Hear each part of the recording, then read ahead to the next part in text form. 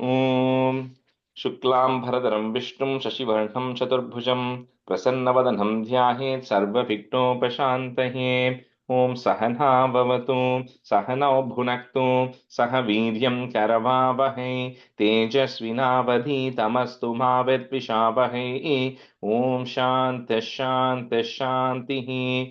अगजानन पद्मार्कं गजाननमहर्निशम् अनेकदन्तं भक्तानाम् एकदन्तमुपास्महे। श्रीमहागणपतये नमः। गुरवे सर्वलोकानां विषजे भवरोगिणां निधये सर्वविद्यानां श्रीदक्षिणामूर्तये नमः। अस्मद्गुरुचरणारविन्दाभ्यां नमः।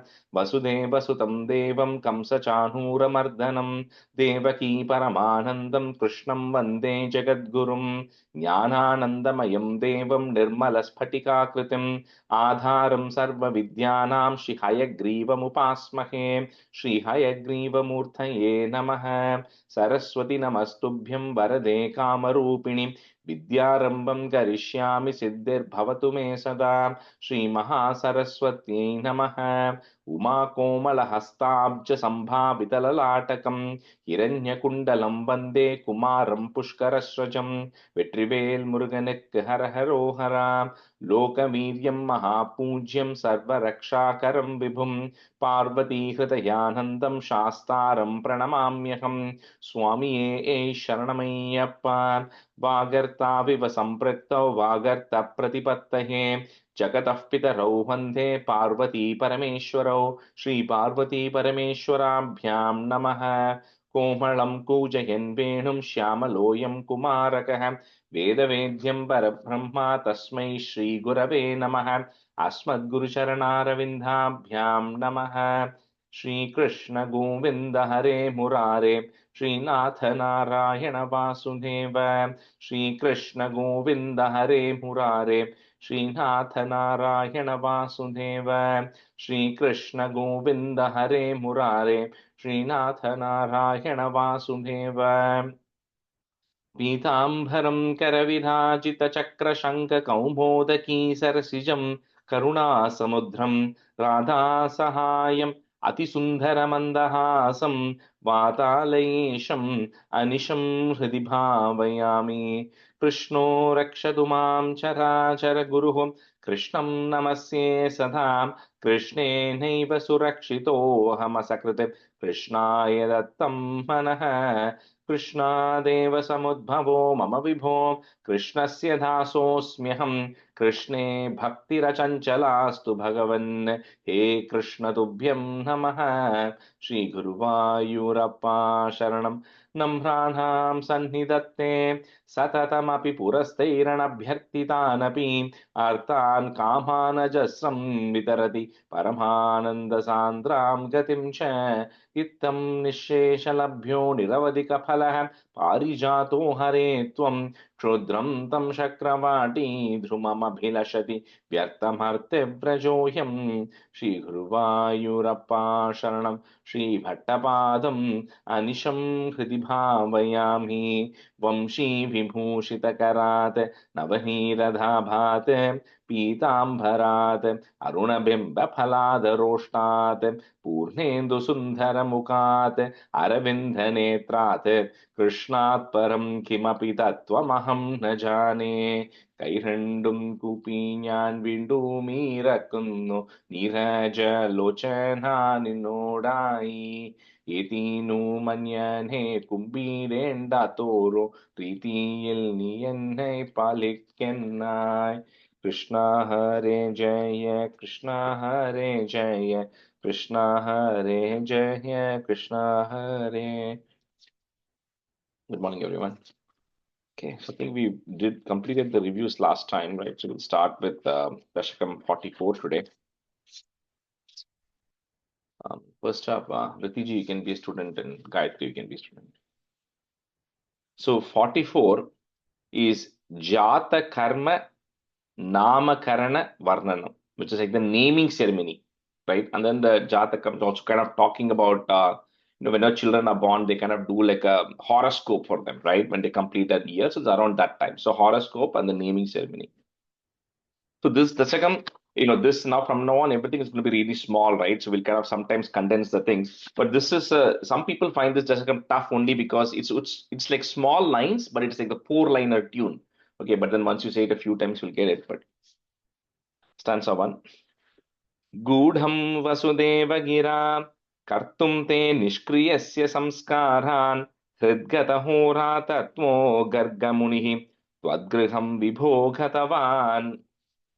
So the last time we saw about Trinavarta, right, where Krishna and Trinavarta, Sakatasura in the form of a cart. Last time was Trinavarta, where he came in the form of a whirlwind and then took Krishna away, and finally he ends up meeting his end. So now this Garga, the person who's getting introduced here, he is actually it's a very, Garga Muni is a very famous, like a sage who's also like a expert in astronomy. And he actually belongs to the clan of the Yadavas. And this Garga Muni, he was the priest of the Yadu dynasty. So he's done a lot of penance and everything. So he has a good visibility of what's going to come. So Vasudeva instructs Garga Muni saying that there is this child, and Gargamuni knows all these details, but he says this baby who's actually sitting in Nanda Gopa's house in Gokulam, I want you to go there and I want you to actually perform his naming ceremony. Although, it says in the Bhattadri part says, Krishna, you are beyond all this. Why do you have to go through this horoscope and all of these rituals for you? You are beyond all of this. But Vasudeva felt like, you have to do the right thing at the right time. So he then instructs Gargamuni to go to Nanda Gopa's house and then perform this naming ceremony and this horoscope writing ceremony for Krishna. So, Gudham Vasudeva Gira, Kartum te Nishkriyasya Samskaran Hrid Gata Hora Tatvo Gargamunihi. So that is there, you put a Visarga, Gargamunihi. Twadgriham Vibho Gatavan. Gudham Vasudeva Gira कर्तुं ते निष्क्रियस्य संस्कारान् हृद्गतहोरातत्वो गर्गमुनिः त्वद्गृहं विभो गतवान्. गूढं वसुदेवगिरा कर्तुं ते निष्क्रियस्य संस्कारान् हृद्गतहोरातत्वो गर्गमुनिः त्वद्गृहं विभो गतवान्. गूढं वसुदेवगिरा कर्तुं ते निष्क्रियस्य संस्कारान् हृद्गतहोरातत्वो गर्गमुनिः त्वद्गृहं विभो गतवान्. गूढं वसुदेवगिरा कर्तुं ते निष्क्रियस्य संस्कारान् हृद्गतहोरातत्वो गर्गमुनिः त्वद्गृहं विभो गतवान्. गूढं वसुदेवगिरा कर्तुं ते निष्क्रियस्य संस्कारान् हृद्गतहोरातत्वो गर्गमुनिः त्वद्गृहं विभो गतवान्. नन्दोत नन्दितात्मा वृन्दिष्टं मानयन्नमुं यमिनां मन्दस्मितार्द्रमूचे त्वत्संस्कारान् विधातुमुत्सुकधीः. So when Gargamuni comes to Nandagopa's house, Nandagopa was not expecting Gargamuni to come. So when he actually comes, he was very pleased that such a very saintly person has actually come to his house, right? Unannounced, right? All of a sudden. And, by looking at Gargamuni itself, Nandagopa could tell that he was not an ordinary person. He's heard of Gargamuni, but he has not met him. But it was, like by looking at the stages that was coming from his face, Nandagopa was pretty clear, he's really absolutely very realized person who's actually taken the opportunity to actually come to our house. And Nandagopa tells him that, I'm really honored because people like you do not generally go to everybody's house. They don't keep wandering around. They're normally secluded, they're on their own, they're taking care of their own things. But however, if you have come, then there must be some real blessing I have done. So without Gargamuni asking, Nandagopa himself says, since a highly realized person like you has come to my house, I have two children in my house for whom I have not done the naming ceremony, nor have I done this Jata Karma for any of them. So can you please take this opportunity to do this for my two children because you are already here. So Nandagopa automatically requests Gargamuni here.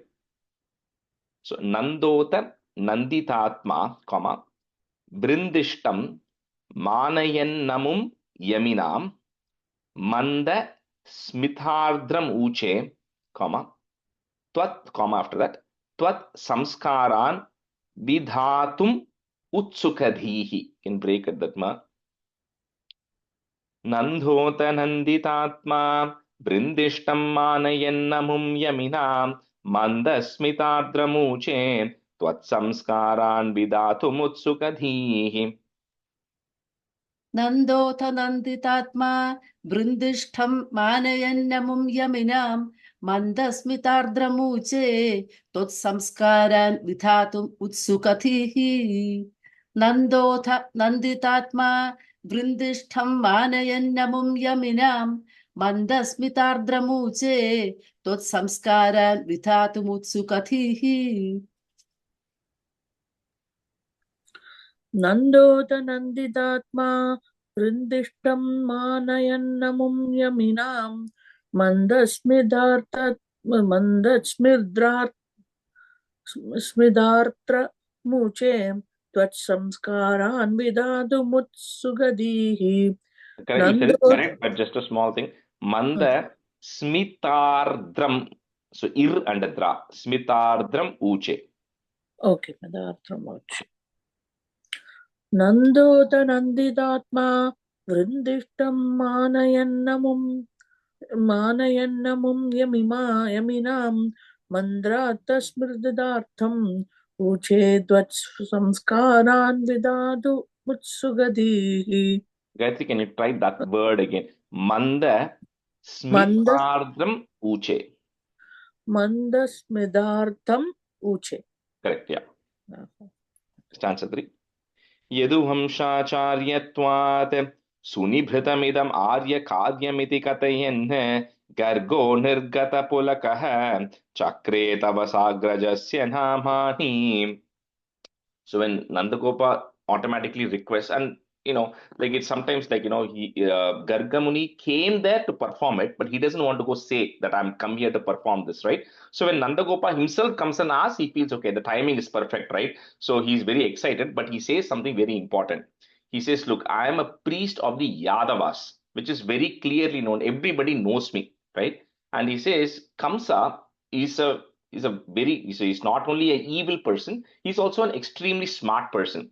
And he's already heard from that girl baby of last girl of Vasudeva that the person who is supposed to kill Kamsa child is already born elsewhere. Kamsa knows that, right? And he knows that that baby is out there somewhere and he's out there to kill that baby. Now, if Kamsa comes to know that I, who belongs to the Yadava clan, is coming to Nandagopa's house and performs the purification rites for the baby of Nandagopa, who happens to be a boy, then Kamsa will somehow tie these two things together, and they know the Kamsa knows that Nandagopa and Vasudeva are also very closely related, and he knows Rohini is there, so he knows all this. So somehow he'll connect all these dots, and then he'll make me feel that the child that you have is a child who's born to kill Kamsa, then he'll come to kill. So kind of Gargamuni is telling all these things to Nandagopa, saying, so while I'm absolutely honored to do this naming ceremony, I cannot do it in public. So don't make it like a big public ceremony by inviting all your people. I want to do it in private, right? That's what Gargamuni says.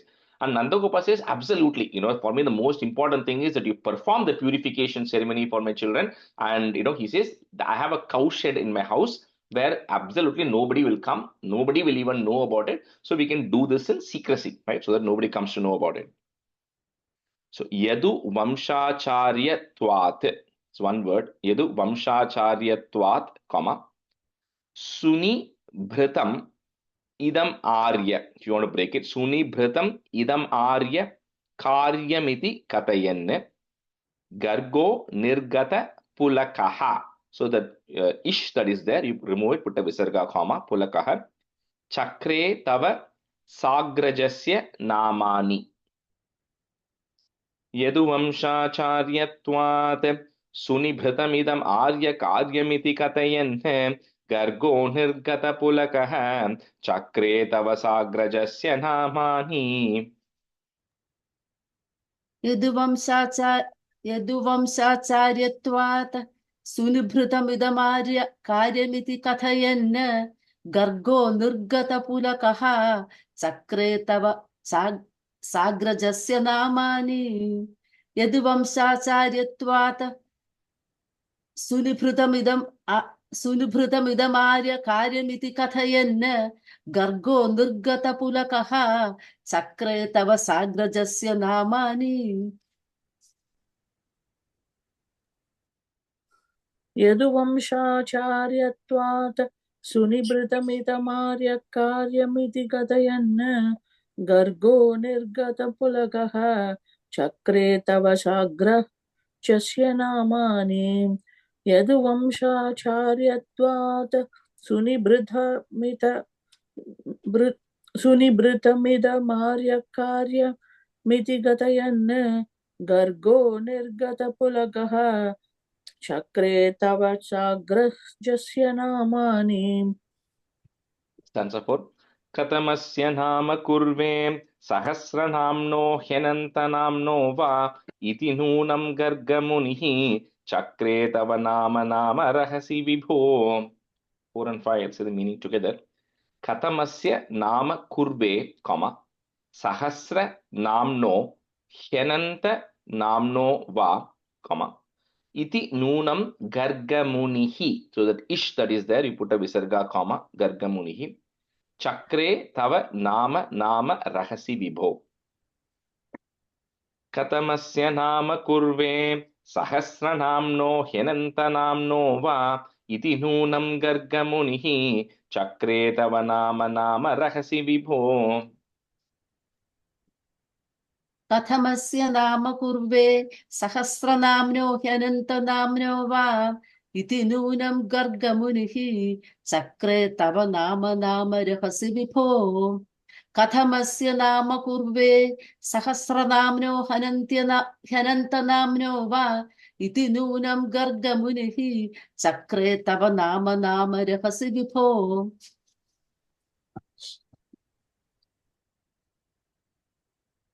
कथमस्य नाम कुर्वे सहस्रनाम्नो ह्यनन्तनाम्नो वा इति नूनं गर्गमुनिः चक्रे तव नाम रहसि विभो कथमस्य नाम कुर्वे सहस्रनाम्नो ह्यनन्तनाम्नो वा इति नूनं गर्गमुनिः चक्रे तव नाम रहसि विभो.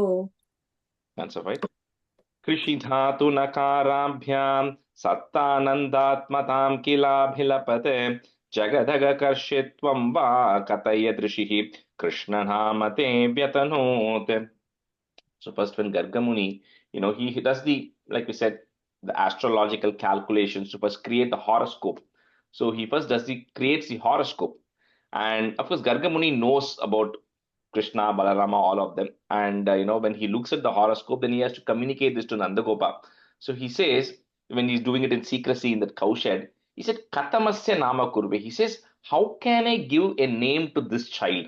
He says, because this child has Sahasra Namam. This child has got thousands of names, not thousand names, thousands of names, and Ananta Namno, and countless. So you cannot even measure the number of names that this child has.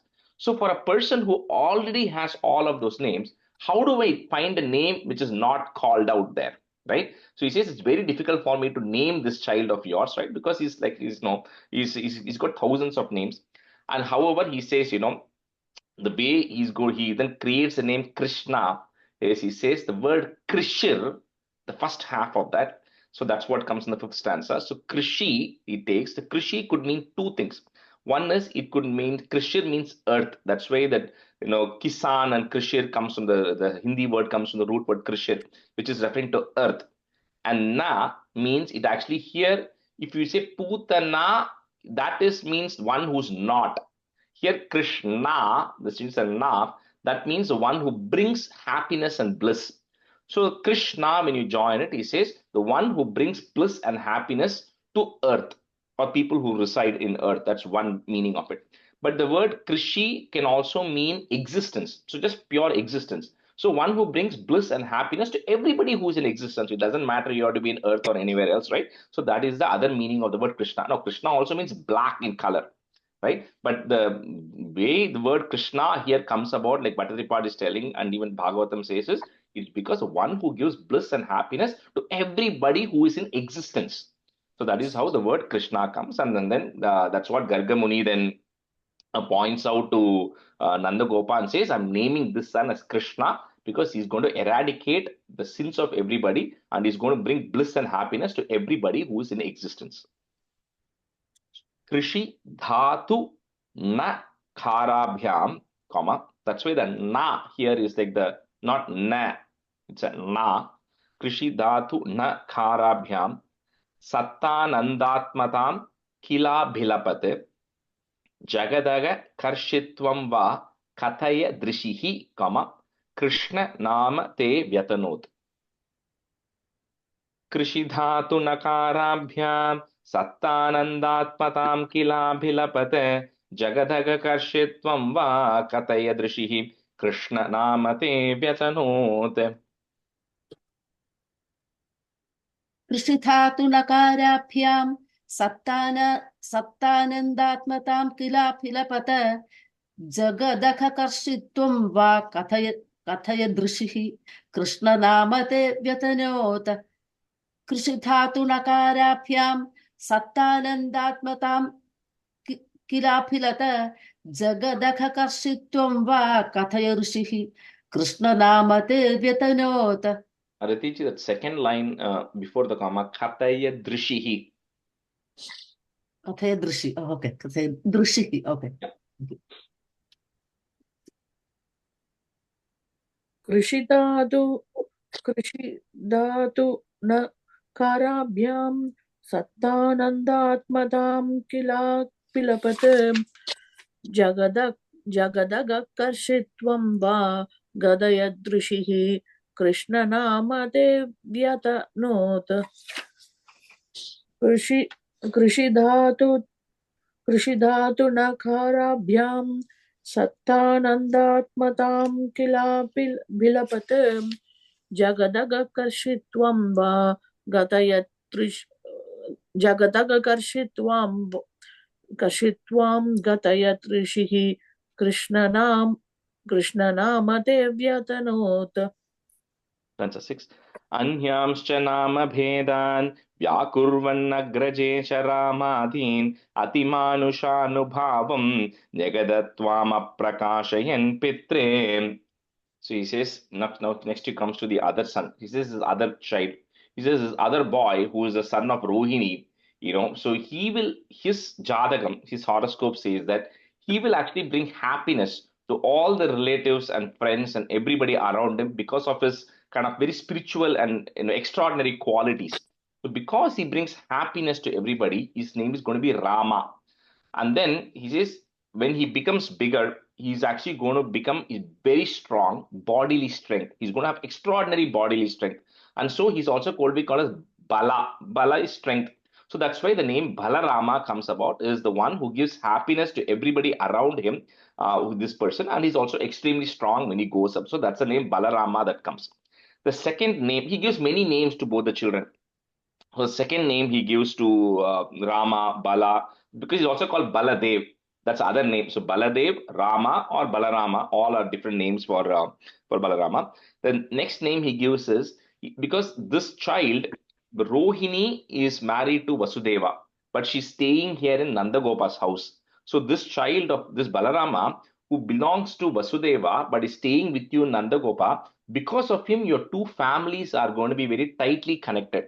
So because he actually, connects your two families together, he's also called as Sankarshana. So that is the other name that is given to Balarama, is Sankarshana, the one who actually joins, the one who actually keeps two people together. Then he comes to Krishna. He talks more about Krishna.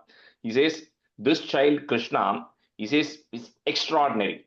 He says this is not the first time he has actually come, he's taken birth here, because Garga Muni knows all the details, but he's trying to explain all this without quite revealing, right? Revealing everything out. So he says he's taken different forms in the past. And in every yugam, when he has been born in the past, he has taken different colors. And in this Dwapara Yugam, when he's actually being born, he's actually taken this color of black. But in the previous Yugams, he's actually taken the color of blue and a lot of other things. And he says, this son of yours, he's got many forms. He's, like we said previously, Sahasranamam. He's also had several names which actually talks about his qualities and everything. And then he goes on, he says, these are known to me. That's what Gargamuni says. While these are known to me, not everybody else can understand what I am trying to say here. So he kind of tells Nandagopal, just go believe what I say. I can't reveal too much, but I know that this child has got a lot of these extraordinary qualities, lot of names and forms, but nobody else can understand or realize it. But I know that. So he just stops short of saying, everything, but he says that he talks about your greatness.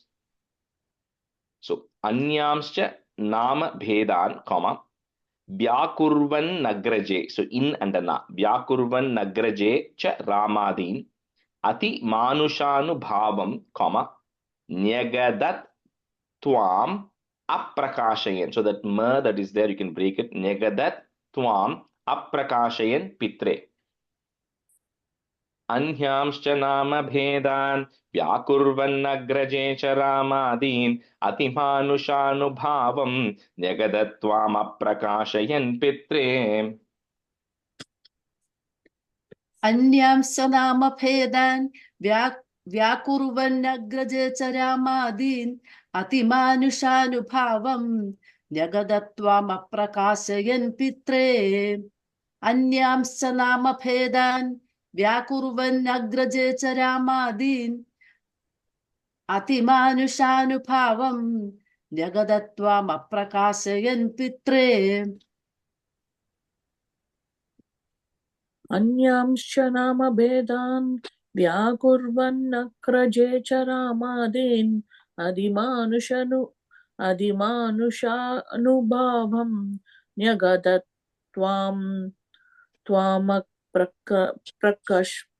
प्रकाशयन् Pitre. Yeah, that is twam, you break it that im, and then it's aprakashayan. Okay, aprakashayan. Okay. अन्यांश्च नाम भेदान् व्याकुर्वन्नग्रजे च रामादीन् अधिमानुषानुभावं न्यगदत्वाम् अप्रकाशयन् पित्रे. स्निह्यति यस्तव पुत्रे मुह्यति सनमायिकैः पुनः शोकैः द्रुह्यति यस्य तु नश्येत् इत्यवदत्ते महत्त्वं ऋषिवर्यः. So he continues, he talks a lot about Krishna, right? But the part is condensed certain things. So he says, Snihyadi. He says, whoever is very loving or very dear, sorry, background noise. Whoever is very loving or very dear to the son of yours, Snihyadi, so that person will be completely protected and will not be deluded by Maya. Mayikai punashokaihi. The delusion of Maya is not going to cause any more problems to the person who is completely snihyati, who is in love with your son. However, whoever is druhyati, whoever tries to harm your son or whoever is trying to be on the bad side of your son, for them, they will completely perish. They will get destroyed because there's no way they can survive against your son. So that's what Gargamuni says. This is like, for those of you who grown up watching Rajinikanth movie, Rajinikanth will say, Nallavanukku nallavan. If you're a nice person, I'll be nice to you. And then if you're a bad person, I'll be bad to you. Something similar Gargamuni says. Whoever is nice to Krishna, they'll be completely protected. They don't have to worry about anything. Others will completely destroyed or perished. So, snihyati yastava putre, comma, muhyati sana mayikaihi. You put a F to join. Mayikaif punaha, put a ish. Punash shokaihi. Druhyati yaha is there. Put a is. Yes. Satu nashyet. So the that is coming there, we're going to break it. First you put a it. Nashyet, comma. The next word starts with the e. Ityavadatte mahatvam rishivaryaha. If you want to break that. Mahatvam rishivaryaha. Snihyati yastava putre muhyati sana mayikaih punashokaihi druhyati yassatu nashyet ityavadatte mahatvam rishivaryaha. स्निह्यति यस्तव पुत्रे मुह्यति सनमायिकैः पुनः शोकैः द्रुह्यति यस्य तु नश्येत इत्यवदत्ते महत्त्वं ऋषिवर्यः स्निह्यति यस्तव पुत्रे मुह्यति सनमायिकैः पुनः शोकैः द्रुह्यति यस्य तु नश्येत इत्यवदत्ते महत्त्वं ऋषिवर्यः स्निह्यति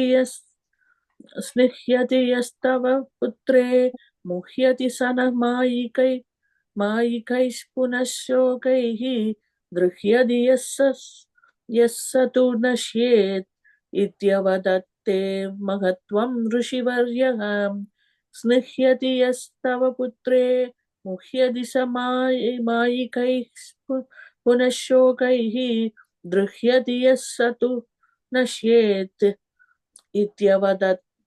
इत्यवदत्ते महत्त्वं ऋषिवर्यः.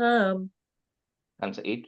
Jeshyati bahutara daityan neshyati nija bandhulokamamalapadham sroshyati suvimala kirtirasyeti bhavat vibhutim rishiruche. She says now the purpose of one of the purposes of this child's birth here is to increase the spiritual bliss of the Gopas, the cowherd people, right, of Vrajabhumi, of the men and women of Gokulam, right? And he says this child will always act in a way which is very auspicious to you. So this child will not do anything which is going to cause your downfall. Your Braj, your Gopika, the Gopas downfall is always going to be, doing only things which are beneficial to you. And it's only because of this child that all of you, he's saying this to Nandagopa, all of you will actually surpass all the difficulties that are going to be coming your way. You're going to be able to overcome that only because of this child. And he says, not only now, historically, when this child has taken previous birth, he says, whenever there has been irregularities, right? And he even goes on to say that when there has been irregularities with even the Devas, when they've actually needed help to fight against Asuras and everything, this child has taken birth in all of those times to actually help everything out. And similarly, because there are irregularities right now, this child has also taken birth in your house to protect everybody and to protect, protect the world itself. And so he says, you'll continue to hear only great things about this child. In future also, he says, right? You'll only hear about how the great fame that this child is going to bring. You're going to be constantly hearing all through his life. So Jeshyati bahutara daityan, neshyati nija bandhu lokam amalapadam. You can break it that ma if you want. Lokam amalapadam. Sroshyati. Some books have shroshyasi. Just if you have that sa there, change it to a ta. So sroshyati suvimala kirtirasyeti, bhavat vibhutim rishi ruche.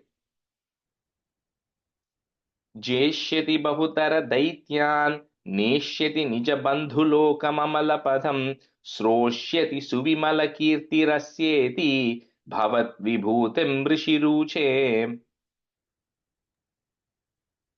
जेष्यति बहुतर दैत्यान् नेष्यति निजबन्धुलोकममलपदम् श्रोष्यसि सुविमलकीर्तिरस्येति भवद्विभूतिमृषिरुचे. That first, second line, first word, shroshyati, change it to a ta. Soshati, right? Yeah, ta, yeah. Soshati, okay. जेष्यति बहुतर दैत्यान् नेष्यति निजबन्धुलोकममलपदम् श्रोष्यति सुविमलकीर्तिरस्येति भवद्विभूतिमृषिरुचे.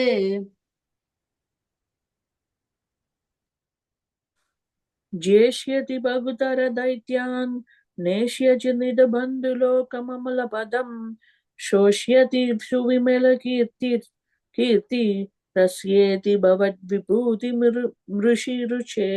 The comma is after kirti rasyeti. Kirti rasyeti, okay. Jeshyati bhagutara daityan neshyati nijabandhulokamamalapadam shoshyati suvimala kirti rasyeti bhavat vibhuti mrishiruche. And the last word, bhavat vibhutim rishiruche. Okay, bhavat vibhutim rishiruche. Rishiruche. Rishiruche, okay. Yeah. Rajesh, third line, Suvimala Kirti, is that long Kirti? Kirti or Kirti? Kirti rasyeti. Okay. Kirti rasyeti. This one is Shoshyati, yes, இது ஸ்ரோஷ்யதின்னு எழுதியிருக்கேன் புக்ல. ஸ்ரோஷ்யதி. Okay சரி. ராஜேஷ்ஜி, நீங்க வந்து ருஷி ரூச்சே தானே, நீங்க அது ரிஷி ரிஷி It's re only. See, the way தமிழ்ல it is. ரூ தான், இல்ல அது தமிழ்ல ரூ எப்படின்னாக்கா தான் போட்டிருக்கு. இல்ல அது எப்படின்னா the letter mr that is there, right? Mr. Okay. So it is like and இது வந்து if you say it mrishi ruche bhavat vibhuti mrishi ruche, and the mr when you break it, it's two different Okay. words. Vibhutim is talking about the glory. Bhavat vibhutim is talking about your glory. Rishi ruche, the sage said. Rishi. Okay. Okay, So it rishi. is Okay. rishi is the right word, but at the im and r becomes mr. Okay. So it's not, it won't be rushi ruche or rishi ruche தான் அது. Okay. Stanza 9. Amunaiva sarvadurgam taritasth kritastamatra tishtadvam harirevetyena bhilapan ityadi tvama varnayat samunihi. So again, he concludes it by saying that just like how, the demons, the asuras cannot harm the devas when they have Vishnu by their side. Similarly, whoever has this child of yours by their side, nothing is going to happen to them, right? He says in conclusion, he says, "Oh Nandagopa, the son of yours is as good as the Swayam Narayana himself, right? In all things, in his qualities, in his abilities, in his power and his ability to influence and protect." He says it's almost like Narayana. He just stop short of saying he's Narayana himself. Just in everything, he's like that Narayana. So you're very blessed. So he says you should absolutely, number one, take care of this child. And more importantly, he says you should trust on this child. You should have faith on this child. So do not lose faith on this child. Although Gargamuni will say all this, but later on, for Nandagopa, it's a child, right? So later on, when things happen, he's still going to start worrying about it. But anyway, so he says you should have trust on this child, and then he will absolutely take care of all of those things. So have full confidence. Amunaiva sarva durgam taritastha, comma, kritastam atra tishtadvam harirevetyana bhilapan. You can't break that word, but there's a in and a ni there. First we're going to put a in. Harirevetyana bhilapan in, comma. The next word, the ni will go away, it will become an e. Ityadi tvam avarnayat samunihi. Amunaiva sarva durgam taritasta kritastamatra tishtadvam harirevetyena bhilapan ityadi tvama varnayat samunihi. Amunaiva sarvadurgam taritastha kritastamatra tishthatvam harirevetyena philapanna ityadi tvam avarnayat samunihi. Ratiji, the taritasta, after that the comma, okay, first line. Okay. Amunaiva sarvadurgam taritastha kritastamatra tishtadvam harirevetyena philapanna ityadi tvam avarnayat samunihi.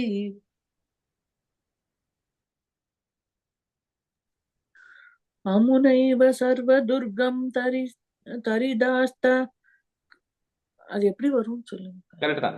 Amunaiva sarva durgam taritasta kritastam atra tishtadvam. Okay. அமுனைவ சர்வதுர்கம் தரிதாஸ்த கிருதாஸ்தமத்ர திஷ்டத்வம் Hari Hari ஹரிரே வேத்யானபி ஹரிரே வேத்யான பிலபன் இத்யாதி வர்ணயன் சமுனிஹி. And the word tvam avarnayat. Tvam avarnayat. Okay. Yeah. So in the chapter, I'll just give you one trick, right? You kind of have to trust your instincts when you're saying this chapter. And what I mean by that is, you put the comma at the right place. Don't worry about is it landing or not. You just keep saying till the comma comes. It'll land. Okay. Yes. And because it doesn't come exactly in the middle in some places, you're worried about, oh, where am I supposed to pause, right? So the best way is just keep saying it till the comma comes. It'll land properly, because when I say it, it'll always lands. Okay. अमुनैव सर्वदुर्गं तरितास्त कृतास्तमत्र दृष्टत्वं हरिरेवेद्यानपि पिलपन् इत्यादि त्वाम् वर्णयत् स मुनिः. गर्गेत निर्गतेऽस्मिन् नन्दितनन्दादिनन्द्यमानस्त्वं मद्गदमुद्गतकरुणो निर्गमय श्रीमरुत्पुराधीश.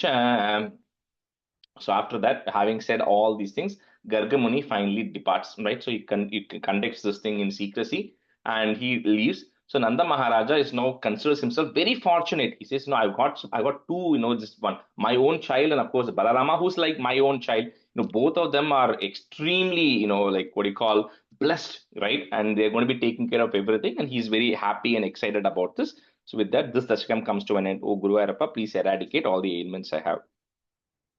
गर्गेत निर्गतेस्मिन् कॉमा नंदित नंदादि नंद्यमानस्त्वं मद्गतम उद्गत. You can break it that ma मद्गतम उद्गत करुणो निर्गमय कॉमा श्री मरुत्पुराधीश. गर्गेत निर्गतेस्मिन् नंदित नंदादि नंद्यमानस्त्वं मद्गदमुद्गत करुणो निर्गमय श्रीमरुत्पुराधीश. गर्गेथ निर्गतेऽस्मिन् नन्दित नन्दादि नन्द्यमानस्त्वं मद्गदमुद्गत करुणो निर्गमय श्रीमरुत्पुराधीश. गर्गेथ निर्गतेऽस्मिन् नन्दित नन्दादि नन्द्यमानस्त्वं मद्गदमुद्गत करुणो निर्गमय श्रीमरुत्पुराधीश. गर्गेत निर्गतेऽस्मिन् नन्दितनन्दादिनन्द्यमानस्त्वं मद्गदमुद्गतकरुणो निर्गमय श्रीमरुत्पुराधीश. गर्गेत निर्गतेऽस्मिन् नन्दितनन्दादिनन्द्यमानस्त्वं मद्गदमुद्गतकरुणो निर्गमय श्रीमरुत्पुराधीश. Shri Krishnaya Parabrahmane Namaha.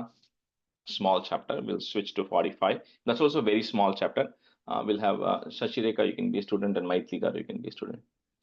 So, the Krishna Avataram in the child, even the small, when Krishna as a child, it's a very active set of things, right from when Krishna was born in 38, there was a lot of activity going on.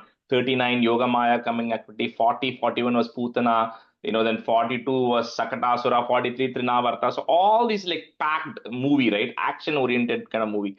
Now 45 is to kind of calm down, to kind of slow down a little bit before the pace picks up in 46.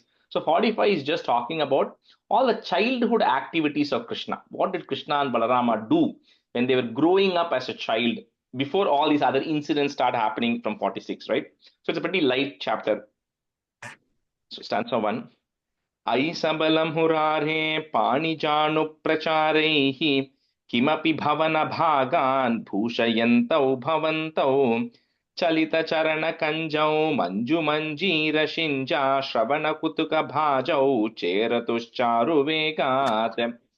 So like we all have children, a lot of people have grandchildren, you've seen children. So similarly, Krishna, Balarama, in the earlier days, when you first started, you started Pani and Janu, you started moving around with your hands and knees, which means they started crawling.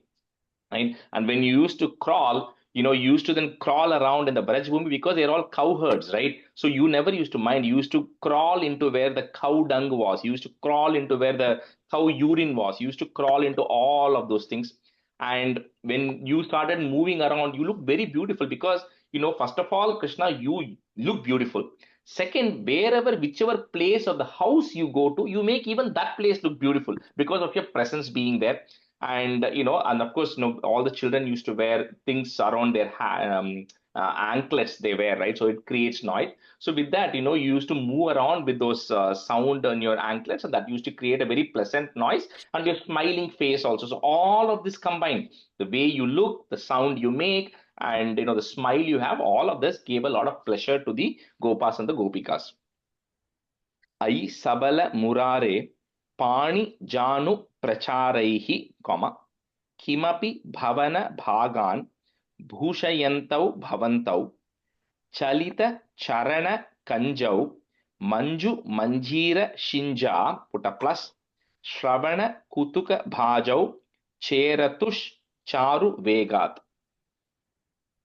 I sabalam hurare panijanu pracharaihi kimapi bhavana bhagan bhushayantau bhavantau chalita charana kanjau manju manjira shinja shravana kutuka bhajau cheratushcharu vegat.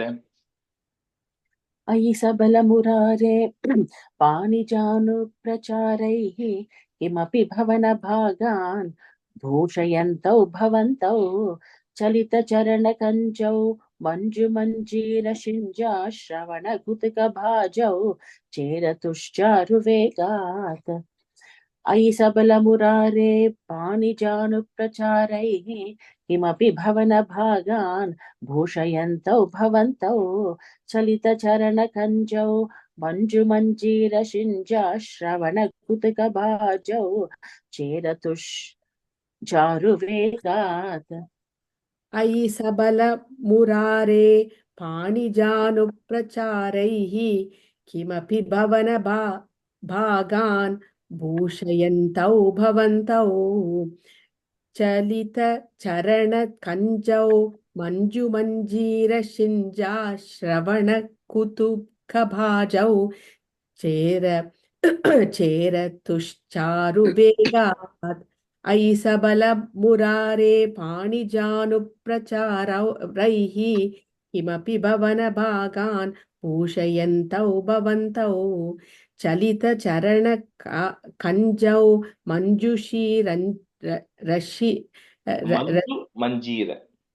Manju manjira.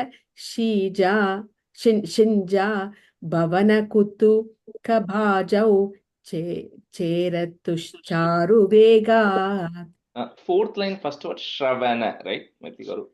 Yeah. श्रवणकुतुकभाजौ Stanza 2. मृदु मृदु विहसन्ता उन्मिषद्दन्तवन्तौ वदनपतितकेशौ दृश्यपादाब्जदेशौ भुजगलितकरान्तव्यालगत्कङ्कणाङ्कौ मतिमहरतमुच्चैः पश्यतां विश्वनृणाम्. He continues to describe this baby Krishna, right? Because no other person has been described so much when they are a baby as there are stories and descriptions of Krishna, right? Because the whole idea of Krishna being born and going through this is for people to enjoy and have love towards Krishna. It doesn't, you don't even have to think of Krishna as a god. That's what the Gopikas did. They never knew he was the god himself, but they just loved Krishna for him as a baby. But because the supreme bliss himself was incarnated, somehow the affection was more for them, right? So here it talks about how, when you smiled Krishna, the newly formed teeth were beginning to show for you. Because this doesn't mean this happened after 44. They're kind of describing, from the baby till he starts walking here. So, when you were smiling, it used to reveal your newly formed teeth. And then Krishna also had a lot of hair. So, when you were crawling, all the hair, Krishna used to fall on your face. It used to kind of blind you off, right? Because you had long hair, which used to fall on your face. And then they used to put the armlets, right, which are put around your arm. So when you're crawling, because it was loose, it all used to come down and merge with the bracelets that you were having when you were constantly crawling. So you used to always slip down.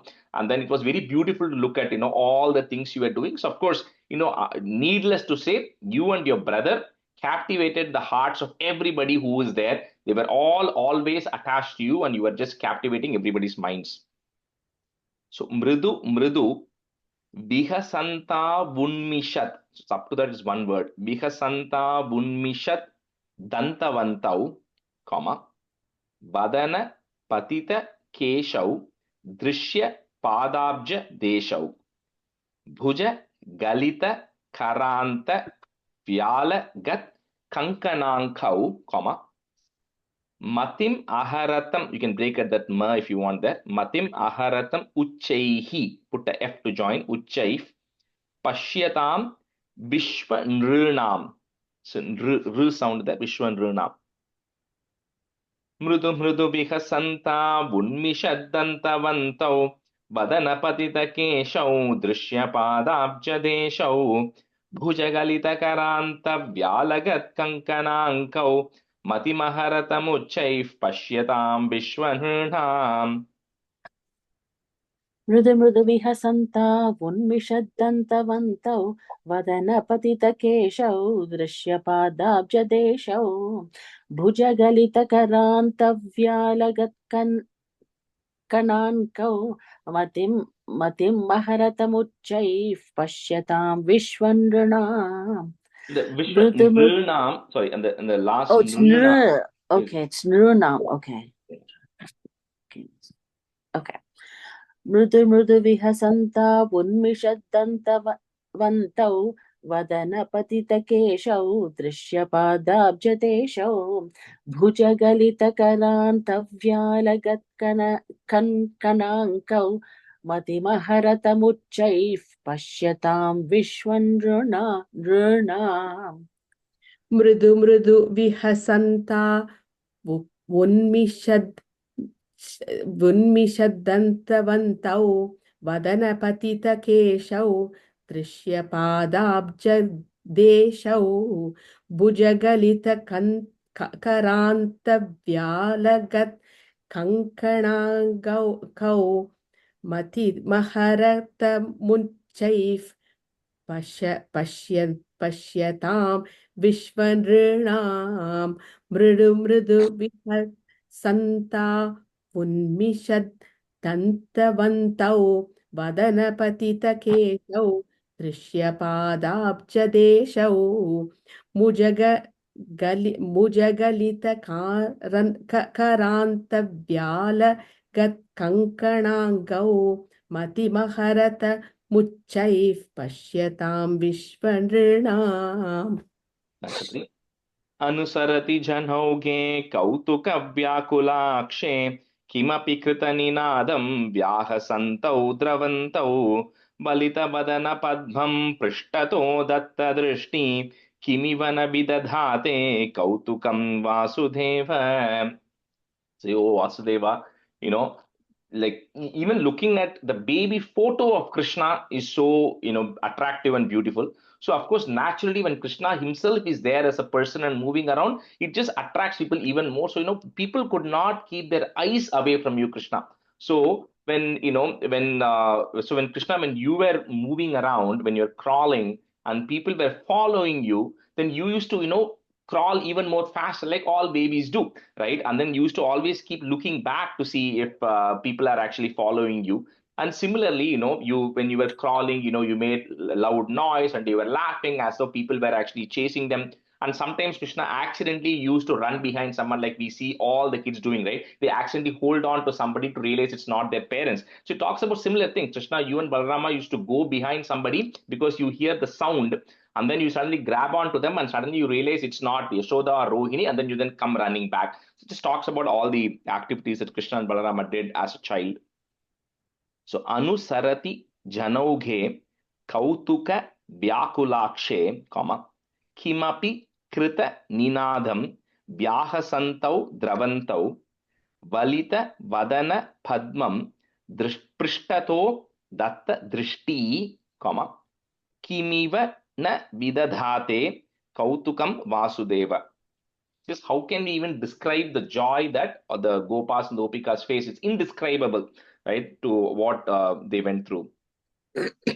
Anusarati janaughe kautuka vyakulakshe kimapi krita ninadam vyahasantau dravantau valita vadana padmam prishthato datta drishti किमिव न विदधाते कौतुकं वासुदेव. अनुसरति जनौघे कौतुकव्याकुलाक्षे किमपि कृतनिनादं व्याहसन्तौ द्रवन्तौ वलितवदनपद्मं पृष्ठतो दत्तदृष्टि किमिव न विदधाते कौतुकं वासुदेव. अनुसरति जनौघे कौतुकव्याकुलाक्षे किमपि कृतनिनादं व्याहसन्तौ द्रवन्तौ वलितवदनपद्मं पृष्ठतो दत्तदृष्टि किमिव न विदधाथे कौतुकं वासुदेव अनुसरति जनौघे कौतुकव्याकुलाक्षे किमपि कृतनिनादं व्याहसन्तौ द्रवन्तौ विलितवदनपद्मं पृष्ठतो दत्तदृष्टि किमिव न विदधाते कौतुकं Vasudev. Maithili garu, the third line, first word is valita. वलित Vadan पद्मम्. Okay. Yes. अनुसरति जनौघे कौतुकव्याकुलाक्षे किमपि कृतनिनादं व्याहसन्तौ द्रवन्तौ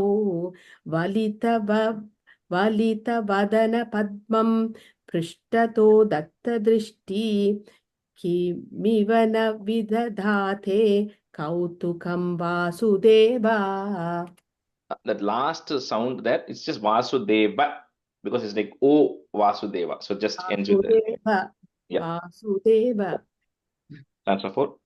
Drutakatishu patanta buttitau lipta pankau divi munibhirapankai sasmitam vandyamanau drutamata jananibhyam sanukampam grihitau muhurapi parirabdau dragyuvam chumbitau cha. So it says Krishna, Balarama, and then the kids start accelerating in pace, right? In the crawling also. So when you used to do that, you both used to keep falling on the muds, in the mud of Rajabhumi, right? And then when you used to get up, your body used to be covered with mud. So when that happens, he says all the sages were very thankful because the sages also felt that I cannot come in person to hug Krishna. I don't have access to Krishna to touch Krishna, but the mud that Krishna rolled on, the mud that Krishna and Balarama fell on, I can access that now. So they were all very thankful to you because you rolled on the muds of Vrindavan. So now others can come and then they can touch you through touching the mud of Vrindavan. So all the sages felt very happy and excited. Even now, like I said, when you go to Vrindavan, it's unbelievable. When I'm driving in, sitting in a car and going, and you see people rolling on the streets of Vrindavan. So they do the entire circumambulation of Vrindavan by rolling on the ground, right? Because even now that Bhumi is considered so pious. He says that because Krishna, you and Balarama have rolled and fallen and stuck on the mud of Vrindavan, right? That's what makes it such a punya bhumi. So anyway, so when you do that, the sages were extremely happy, and of course, finally, you all used to come back to your mothers at the end of the day, who used to then hug and parirabdo drag yuam chumbitaucha, and then used to hug and kiss you, and then clean you up after that. Druta gatishu patanta vuttitau. You cannot break that word. So patanta vuttitau lipta pankau, comma, divi munibhira pankaihi. Putta is munibhira pankais sasmitam vandyamanau drutamata jananibhyam sanukampam grihitau, comma, muhurapi parirabdhau drag yuvam chumbitau cha. Drutagatishu patanta vuttitau lipta pankau divi munibhirapankai sasmitam vandyamanau drutamata jananibhyam sanukampam grihitau muhurapi parirabdhau dragyuvam chumbitau cha. धृतगतिषु पतन्ता उत्थितौ लिप्तपङ्कौ दिवि मुनिभिरपङ्कैः सस्मितं वन्द्यमानौ द्रुतमथ जननीभ्यां सानुकम्पं गृहीतौ मुहुरपि परिरब्धौ द्राग्युवां चुम्बितौ च धृतगतिषु पतन्ता उत्थितौ लिप्तपङ्कौ दिवि मुनिभिरपङ्कैः सस्मितं वन्द्यमानौ द्रुतमथ जननीभ्यां सानुकम्पं गृहीतौ मुहुरपि परिरब्धौ द्राग्युवां चुम्बितौ च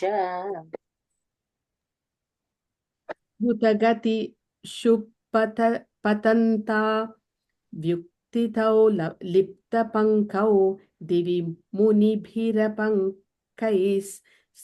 सस्मितं वन्द्यमानौ द्रुतमत जननीभ्यां सानुकम्पं गृहीतौ मुहुरपि परिरब्धौ त्राग्युवाञ्चुम्बितौ च द्रुतगति पतन्ता पतन्ता वृत्तितौ लिप्तपङ्कौ दिवि मुनिभिरपङ्कैः स्मितं वन्द्यमानौ द्रुतमतजननीभ्यां सानुकम्पं गृहीतौ मुहुरपि परिरब्धौ त्राग्युवां चुम्बितौ च Because that first line, patanta vuttitau, you're saying vr, it's a vu, vuttitau.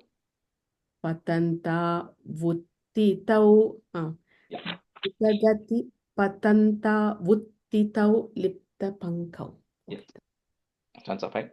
स्नुतकुचभरमङ्के धारयन्ती भवन्तं तरलमति यशोदा स्तन्यदा धन्यधन्या कपटपशुपमध्ये मुग्धहासाङ्कुरं ते दशनमुकुलहृद्यं वीक्ष्य वक्त्रं जहर्ष. So the end of this, like we've said even previously, no matter who is playing with Krishna, no matter who is accessing Krishna, at the end of the day, Krishna always comes to Yashoda because he's a small baby. His mother only can feed him, right? So he says, at the end of the day, Yashoda is Dhanya Dhanya. She's so blessed because no matter what happens, Krishna finally comes to Yashoda and Yashoda has to breastfeed him, right? And so she's so happy because, Krishna comes to her and then she feeds him. And then in between this, sometimes the babies are so happy drinking the milk that they pause and then they smile. He says, that's what Krishna, you also do. In between drinking this breastfed milk, you pause, you smile at your mother because you're so happy drinking the milk. And when you smile, the small bud-like teeth of yours start showing. And looking at you smile, Yashoda is feeling even more happy. So she is reaching a state of bliss. Because and although she thinks of you as a kapata pashupa madhya, you are acting like a small cowherd baby, right? But she doesn't realize that you are the Supreme Lord who is giving Yashoda this chance, right? But she's just happy just feeding you as a baby itself. It just talks about how blessed Yashoda is, right?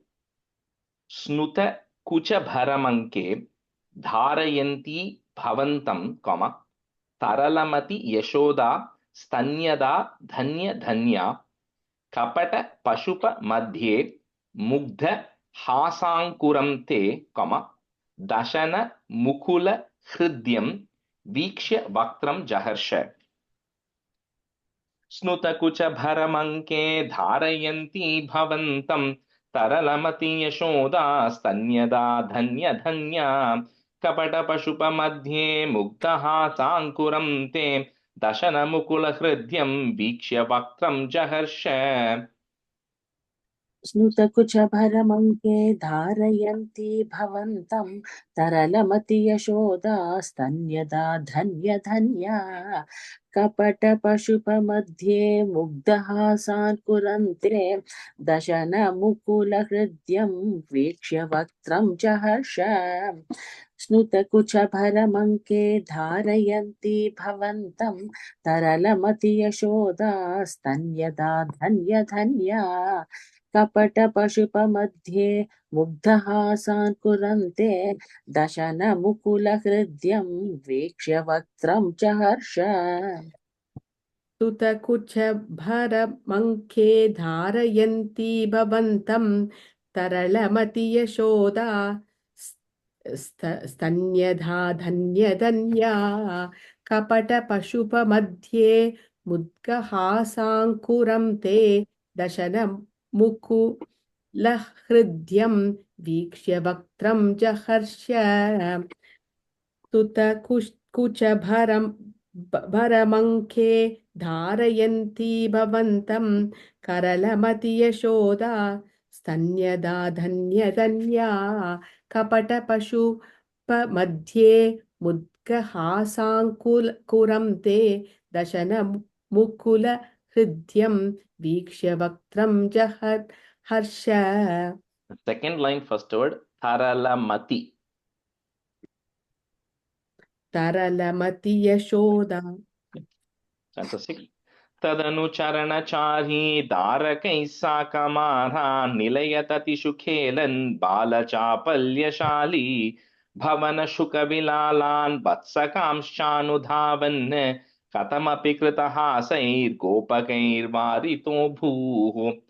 So now, so now they graduate and they start beginning to walk. Previously, they were crawling, right? They go to the next phase of where they are walking. He says, once you start walking, and we all know, especially it says like boys are always restless. They're just running around all the time. He says, Krishna Balarama, you were no different. You were just restlessly running around like every other children all through that area along with other boys. And because they are all cowherds, what is there? They only have the calves, and they had, they had parrots and cats were all the things that were around. So Krishna naturally were running after the cats and the calves. You're holding on to the tail of the calves, and the calves used to run and used to run behind those. So this is how your pastime was running behind these household animals, right? That were there around, and all the gopikas used to pause whatever they're doing, because every time they see you guys running behind a calf or running behind a parrot or a cat, they used to pause and enjoy all the things that you were doing, and they were enjoying that as well. So Tadanu Charana Chari Darakais Sakamaran. So you put a plus at the end of that line, and there is a in which is in the beginning of next line. So you bring it to this. So Sakamaran, put a plus. Nilaya Tatishu Kelan Bala Chapalya Shali. So both those lines come together. Bhavana Shuka Bilalan. So Shuka is referring to a parrot, Bilala referring to a cat.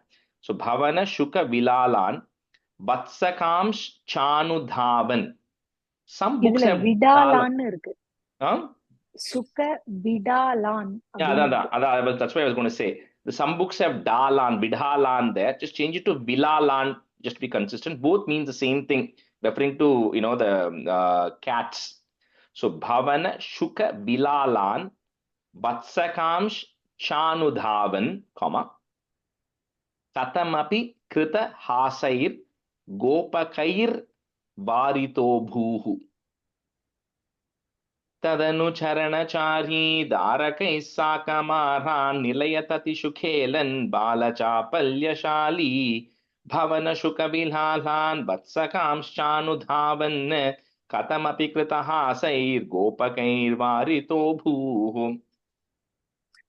तदनु चरणचारी दारकै साकमारान् निलय ततिषु खेलन् बालचापल्यशाली भवन शुकविलालान् वत्सकांश्चानुधावन् कथमपि कृतहासैर्गोपकैर्वारितो भूः. तदनु चरणचारी दारकै साकमारान् निलयततिषु केलन् बालचापल्यशाली भवनशुकविलालान् वत्सकांश्चानुधावन् कथमपि कृतहासैर्गोपकैर्वारितो भूः. तदनु चरणचारी दारकैः साकमारान् निलयत तिषुत्खेलन् बालचापल्यशाली भवनशुकविलालान् वत्सकांश्चानुधावन् कथमपि कृतहासैर्गोपकैर्वारितो भूः. कदनु चरणचारी दारकैः साकमारान् निलयत तिषुखेलन् बालचापल्यशाली भवनशुकविलालान् वत्सकांश्चानुधावन् कथमपि कृतहासैर्गोपकैर्वारितो भूः. That's a 7. हलधर सहितस्त्वं यत्र यत्रोपयातो विवशपतितनेत्रास्तत्र तत्रैव गोप्यः विगलितगृहकृत्या विस्मृतापत्यभृत्याः मुरहरमुहुरत्यन्ताकुला नित्यमासन्. So with Haladhara is the one who carries the hala, which is Balarama.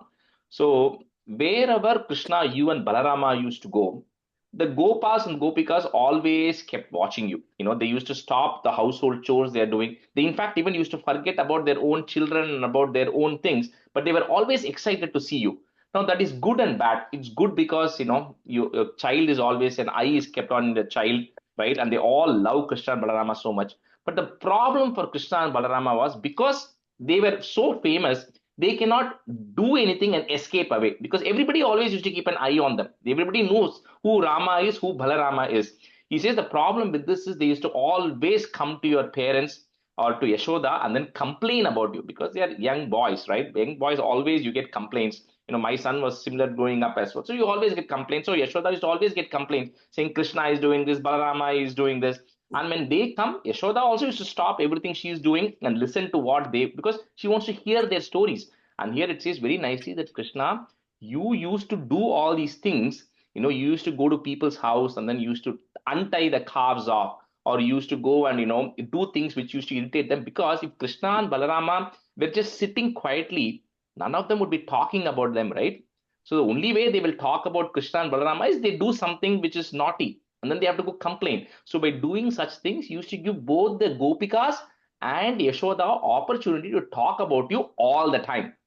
That was the reason, Krishna, you went around doing all these mischievous things, because they were constantly looking at you, constantly talking about you, and every conversation was around the two of them. So haladhara sahitastvam yatra yatropayato, comma, vivasha patita netras tatra tatraiva gopyah vigalita griha kritya vismritapatya bhrityaha. So put a visarga there, you add it, you may not have it. Bhrityaha, comma. Murahara muhuratyantakula. That's one word. Muhuratyantakula nityamasan. Haladhara sahitastvam yatra yatropayato vivashapatita netras tatra tatraiva gopyah vigalita grihakritya vismritapatya bhrityaha Murahara muhuratyantakula nityamasan. अलधरसहितस्त्वं यत्र यत्रोपयातो विवशपतितनेत्रास्तत्र तत्रैव गोप्यः विगलितगृहकृत्या विस्मृतापत्यभृत्याः मुरहरमुहुरत्यन्ताकुला नित्यमासन् हलधरसहितस्त्वं यत्र यत्रोपयातो विवशपतितनेत्रास्तत्र तत्रैव गोप्यः विगलितगृहकृत्या विस्मृतापत्यभृत्याः मुरहरमुहुरत्यन्ताकुला नित्यमासन् हलधरसहितस्त्वं यत्र यत्रोपयातो विवशपतितनेत्रास्तत्र तत्रैव गोप्यः विगलितगृहकृत्या विस्मृतापत्यभृत्याः मुरहर मुहुरत्यन्ताकुल नित्यमासन्. On that last line, muhuratyantakula nityamasan. मुरहर मुहुरत्यन्ताकुल नित्यहासन्. Takula, the A sound. Takula नित्यमासन्. हलधरसहितस्त्वं यत्र यत्रोपयातो विविशपतितनेत्रास्तत्र तत्रैव गोप्यः विगलितगृहकृत्या विस्मृतापत्यभृत्याः मुरहर मुहुरत्यन्ताकुला नित्यमासन्. Second line, first word is vivasha. Second time you said vivisha. Vivasha. विवशपतितनेत्रास्तत्र. Stanza 8. Pratinhavanavanitam gopika dattamichan kalapadamupagayan komalam kwapi nrityan sadaya yuvati lokair arpitam sarpirashnan kvachana navavipakvam dugdamapyapibastvam. 8 and 9, I'll say the meaning together, it will flow.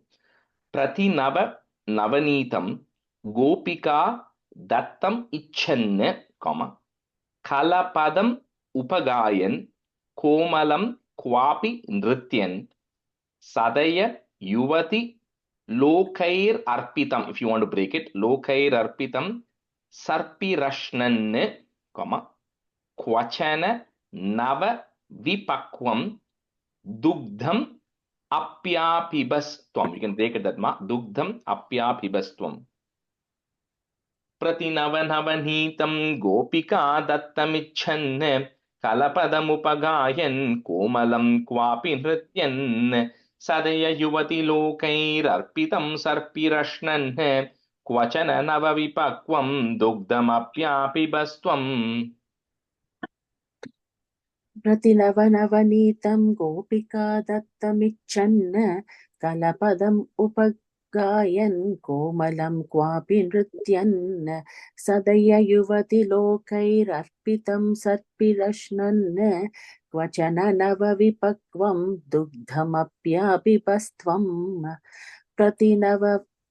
प्रतिनवनवनीतं गोपिका दत्तमिच्छन् कलपदमुपगायन् कोमलं क्वापि नृत्यन् सदय युवति लोकैरर्पितं सर्पिरश्नन् क्वचन नवविपक्वं दुग्धमप्यापिबस्त्वम्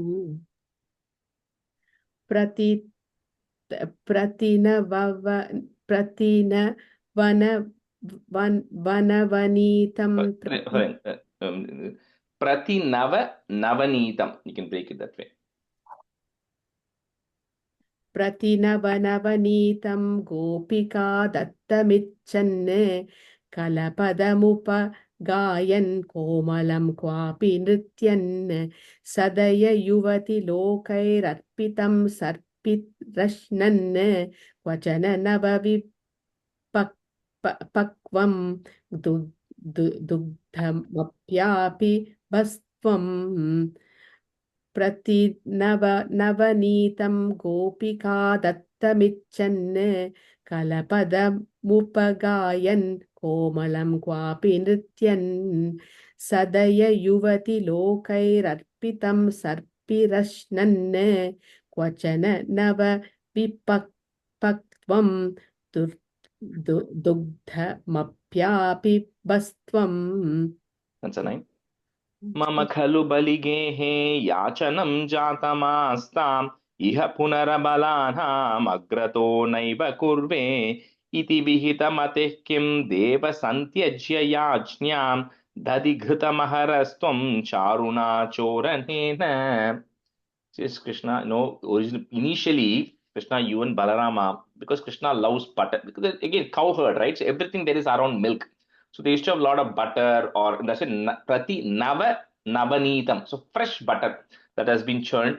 So when Krishna, when the fresh butter comes out, and then you want to eat the fresh butter, and you go to all these gopikas, initially they used to tell you to do various things. You say, oh, Krishna, you dance, Krishna, you sing. That's what we tell the kids, right? You do that, I will give you the butter in return. So Krishna used to do all of those things originally, right? You used to dance, you used to sing, just because you can get some butter and just because you can actually go get some milk. And then, Krishna, you realize that, in my previous incarnation, in my Vamana incarnation, I already went as a small boy and I begged Mahabali for 3 feet of land. He says, in Krishna Avataram, I'm not going to go beg anything from anybody. I'm just going to directly take whatever I want. So then after some point, Krishna, you stopped asking for the butter and milk, and you and Balarama started stealing the butter and milk. So everywhere, wherever they kept butter and milk, that's why you started stealing, Krishna. It's not because you want to steal, but because they used to make you do things, right, when you want butter and milk. So you then started stealing. And of course, when you then start stealing, when you cannot, it talks about how they used to steal, because they cannot reach the pots. Then they used to throw the stones that used to break the pots, and that used to leak the milk and butter and everything. So they used to find different ways of how to actually steal this. And, not only would they, Krishna, Balarama, and the boys do, it also talks about how they used to get other animals like monkeys and cats, everything along with them, and share it with them. And we're going to see some of that in the next few dashakams as well. So anyway, but you decided you're not going to ask, you're going to steal, and you started doing that, later on. So mama khalu baligehe yachanam jatamastam, put a im at the end of that line, jatamastam, comma. Next, the me becomes a e. Iha punarabalanam agrato. You can break at that ma. Punarabalanam agrato naiva kurve. Iti vihita matihi. Put a ich sound. Matih. Kim deva Santyajya Yachnyam. So that word is Yachnyam,